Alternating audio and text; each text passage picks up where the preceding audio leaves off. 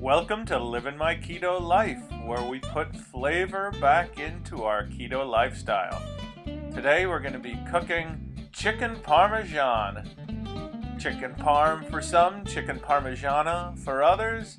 It is a tasty Italian treat that you probably didn't think you could ever have again because of the breading. Well, I've got a way around that. Pork rinds instead of breadcrumbs. Yes, folks, pork rinds doesn't sound pleasant, does it? But it makes a wonderful substitute for breadcrumbs when you apply it correctly. So we're going to put a 6-ounce bag of pork rinds. You can also get them in tubs, so you can weigh out 6 ounces. A half cup of Parmesan cheese. Very important, it's not chicken parm without the parm. Now a little bit of seasoning. You can pick your own favorite seasonings, but I use this Italian mix that you can grind straight into it. It's got a bunch of the Italian spices and seasonings already mixed together, but you can do whatever you want. Some basil, some oregano, whatever you like. If you're a fan of spiciness, this would be a good time to put in a pinch of cayenne pepper. I'm not going to do that here. But you're going to need a little salt. Be careful with the salt because the pork rinds are already kind of salty, so you don't have to go nuts with that. Some pepper, fresh ground pepper is always a nice thing to have. So salt, pepper, then I'm going to use a little bit of smoked paprika. You could use regular paprika, you could use no paprika. I just like it. It adds a little bit of color and a little bit of flavor that I like, but again, this one is optional. Now, put on your lid, and you're going to pulse your food processor to get started. Just give it a few pulses. You want to break that stuff up and get it all mixed in good before you put it on low. And you can see my poor little food processors are having a tough time. Well, I made a rookie mistake here, and I'll share with you. I've done this recipe a few times very successfully, and I always use the cheapest pork rinds I could find. I actually think I was using Utz, giant barrels, before. They were the consistency of sort of a cheese doodle. Well, here's an example of how that went. This is a video I took that I ended up not making a full movie of, but these are the cheap pork rinds. See how beautifully easy they're grinding up. My machine's not having a tough time at all. Consistency was perfect. They were light, wonderful. Well, to do this video, I thought I'd get fancy, and I bought some high-end pork rinds. Yes, there's such a thing. And the consistency was hard and rough. And look, that's the perfect consistency. It's exactly what you want. Well, the expensive ones, I ended up having to pick out all these little bits that were really hard and my machine couldn't break up. So, lesson learned, stick with what you know. Now, I've got 4 chicken breasts here. I'm actually saving 2 of them for another recipe, so we're only paying attention to the 2. Now, you can split them like I'm doing here, or if your knife skills aren't great or this just makes you nervous, you can always take a hammer, a meat hammer, and beat on them until they're flat. The whole point is you want to get them so that the thickness is consistent. You don't want one side of the chicken to be really thick and one to be thin. It's going to make the cooking time more even and the moisture of the chicken better because you won't have a dry end that was really thin while you're trying to get the thick end to cook. But what I'm doing is I'm doing this cut and then I'm going to hit them with the hammer just a little bit more to make them flat. And we're just going to be using 2 of these. Like I said, I was prepping for another recipe. This portion size can be 2 large chickens for 2 people. Or if you're having some side dishes and you want to spread it out a little bit, this is actually plenty food for 4 people. But in my case, I didn't do any sides. I just wanted a large portion. So we each get a full chicken breast, 2 portions. Obviously, you'll have to double the recipe if you wanted to do more. But in this case, 2 chicken breasts is going to be fine for 2 people or even 4 people if you've got some sides.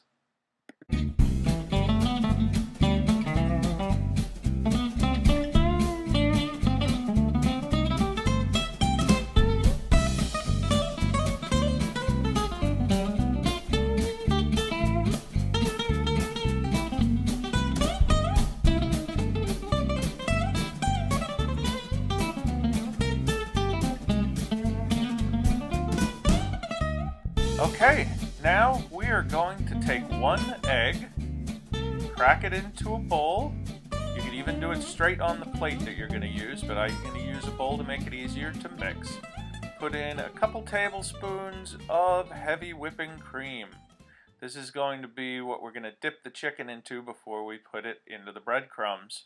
So we're going to season this a little with a little bit of salt and pepper. I know we used some salt and pepper already, but we layer our seasonings. It helps to give more depth of flavor when you cook.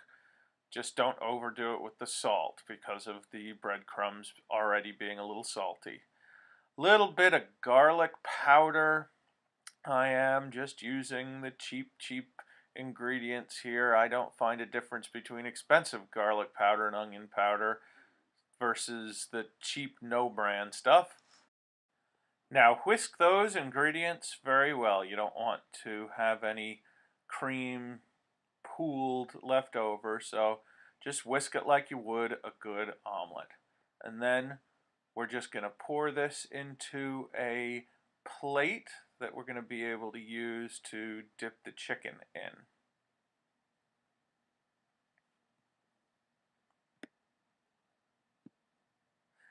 Now, on another plate, let's dump in about 1/3 to 1/2 of our mixture, pork rinds, Parmesan cheese, spices mixture.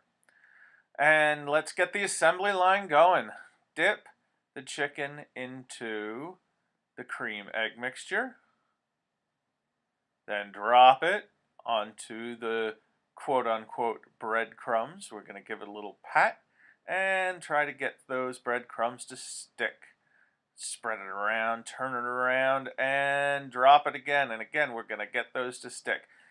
Now I'm going to sprinkle some more on there just to get any of the spots that didn't get a lot of breadcrumbs so we have even coverage. You just push down on them. They'll stick.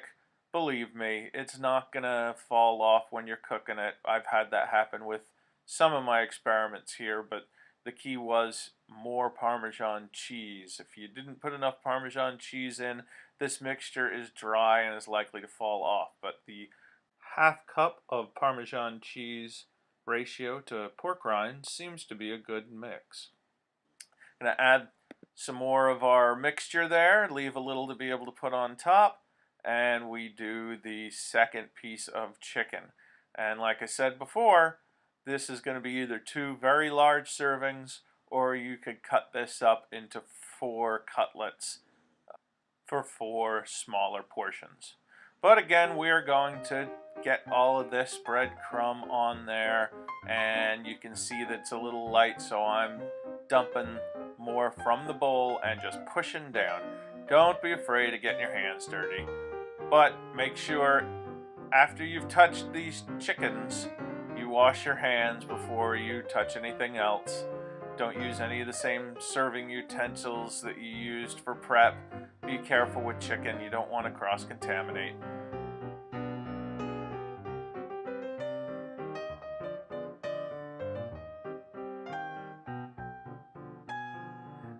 I have a lot of egg mixture left over. Unfortunately, you can't do less than 1 egg, so doing a double batch would have helped with this, but that's okay, because we had just the right amount of breadcrumbs.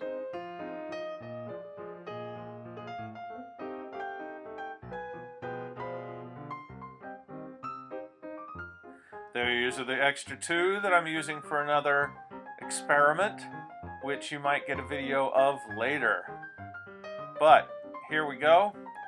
Just that last bit of breadcrumbs. I don't want to waste it, so I'm just going to shove it on there.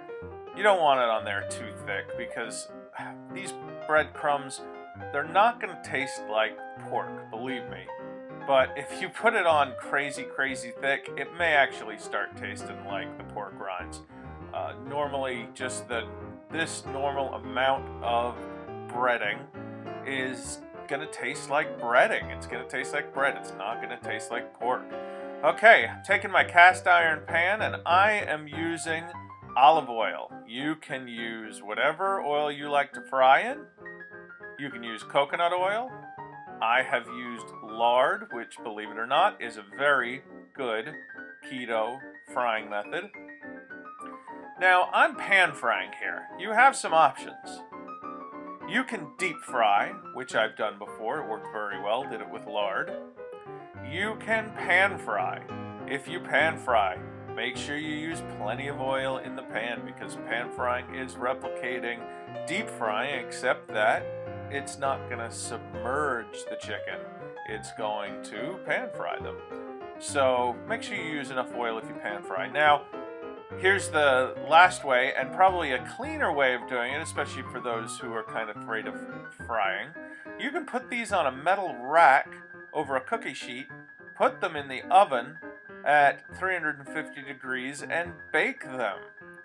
We're going to bake these after to melt the cheese, but you could actually bake these instead of frying them. And with all the fat in the pork rinds and the fat in the cheese, believe it or not, baking these come out just as crispy as if you fried them. As a matter of fact, I think the chicken comes out even more moist if you bake it. But I like to fry. I like my cast iron pan. So here you are. Let me turn the audio up and you can hear that sizzle.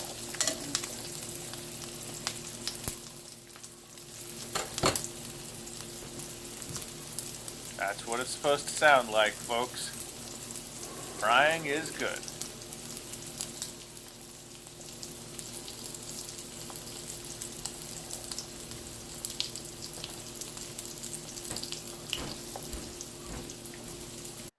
Okay, I'm going to speed this up a little bit so you don't get bored. The key here is to flip them over, let them get to a nice golden brown, and please be careful when you flip them. Do not splash yourself with oil. This can be a little bit dangerous, so be careful. So we're going to cook them until they're firm. If they're a little underdone, it is still okay because we're going to be putting these in the oven, but if you give them a little push, they shouldn't feel bouncy at all. They should feel like a cooked piece of chicken, kind of firm. Okay, we're going to take these out and drop them into a baking safe dish. You won't need to oil the dish, and you don't need to put pasta sauce on the bottom of the dish first. I know a lot of people do that, but all that does is make the chicken, instead of having a little crunch to it, it's going to get soggy. I'm using this Rouse marinara sauce. It's a little expensive, but I'll tell you, once I had it for the first time, I stopped making my own. This is a very keto-friendly, very low-sugar sauce. You're just going to put a dollop on the top. You want the edges and the bottom to stay crispy. Now I'm putting 2 cups, one on each, of shredded mozzarella cheese. This is actually shredded whole milk mozzarella mixed with provolone cheese because I didn't want the no fat cheese that I saw in the store, so I picked this one, but that's okay. It worked out very well. And again, not going to over sauce here because you want to keep things crispy. This went into a preheated 350 degree oven for 20 minutes. And here's the results. Beautiful, melty cheese with the crispy crusts on the outside. Now, you could have actually used about half the amount of cheese as I did, but you know what? I really like the cheese. Underneath that cheese is some ooey gooey sauce that sort of creates a cocoon over it. And at the bottom, the chicken is still crunchy from the breading, the quote-unquote breading. All right, I am serving this in 2 large servings. Like we said before, this could have been cut up and done 4 smaller servings. You can see that's a rather large plate.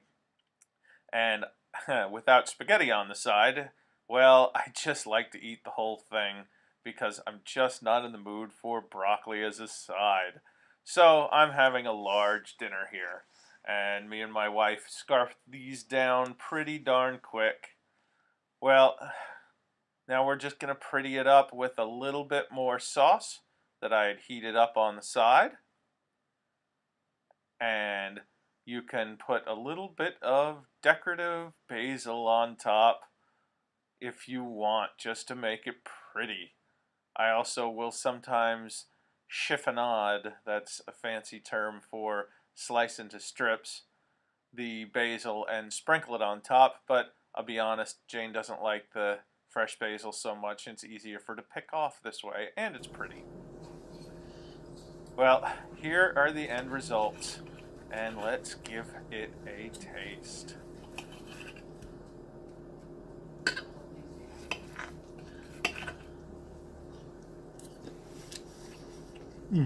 Phenomenal taste, great texture, everything you want in a chicken parm. You could give this to your guests and they would never know you were feeding them keto. Thank you for watching. Keep living your keto lifestyle the way you want, with real food, with good food, with real good food. Be of good cheer.